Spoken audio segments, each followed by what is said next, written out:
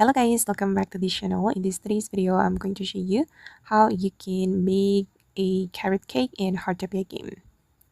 Okay, let's get into it guys. To make the carrot cake, you need to have the carrot cake recipe, and you can buy the recipe from Masimo's cooking store. Masimo is right here guys, in the residential street. Okay, you can go to his cooking store and buy the carrot cake recipe.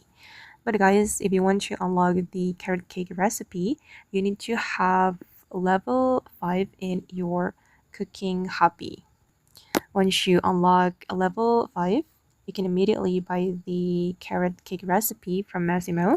Then you're going to go to your stove and start cooking the carrot cake. Okay, this is the recipe for the carrot cake.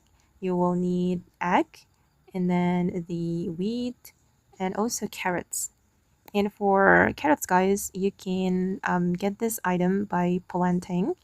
You can unlock the carrot seed from belongs, and you can get this carrot seed if you reach level 4 in gardening hobby, if I'm not mistaken.